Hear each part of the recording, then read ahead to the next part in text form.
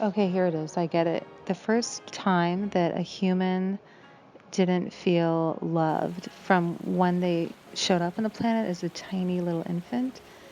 So, and they were completely loved. And then as people grow older, So the very first time that they felt not loved, that was the advent of the bookshelf, setting themselves up for the later bookshelf as a place to hide from that trauma. That's what it is. This video should be titled How to Anger Humans, because they don't want to hear that at all whatsoever. Total denial around that. But that's what it is.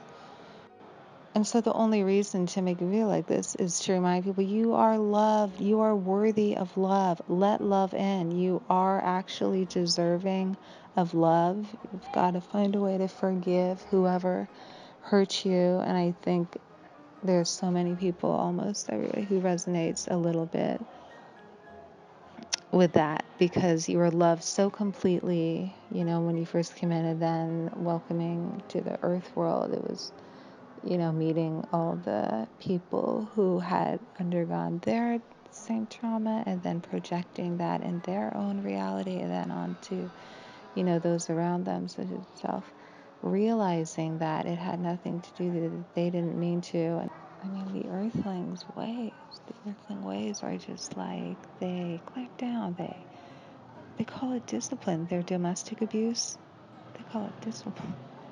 Okay. And the only thing that needs to be remembered is that you are alive, and also some kind of retreat and seminars for them, the adults, to remind them before they even start to have children, you are loved. You are worthy of love. Okay, children learn and grow by emulation. So just you be you, love you. The way you treat your inner self, that will all be a reflection. But then you have to go do that yourself. You need to figure out what it means to be loved and provide that for yourself within. You are listening to this for the time being, and yes, you are loved. And we can indoctrinate that, into your being, and I'm happy to. Just remember that we are all responsible for that. I am responsible for love within. You are responsible for your love within. So each of us makes a responsibility of that love. Otherwise, they're going to be like so many bookcases, and I'm sure it's ridiculous. So in my 20s, I remember that I had actually a lot of books. I mean, I was going to school, but I loved that. I loved Parallel Lives by that physicist, Fred Wolf, and a series of other literature. But then after I graduated, I kept them and still holding on to them, I noticed. And it really wasn't until I actually decided to process the pain or turmoil that happened in my childhood. And so I would write or feel through that for some years. It was maybe 5 years. It was in addition to work and everything, I would be writing or just emotionally clearing all that baggage. So then after that, that was only when I looked around and having all those books, I did not resonate with at all whatsoever, and hauled them all down to friends of the library or whatever. It suddenly just made no sense to me. Why is there all this junk and baggage, stuff I've already read? It doesn't, just sitting there. So I finally, just gotta let that go.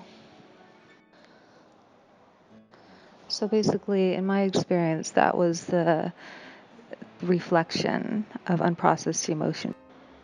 Disclaimer, you could say, oh, no, my books are because I keep them and I reread them all the time. No, I don't buy that at all whatsoever. No. Okay, then it's because I lend them out and they are heirlooms.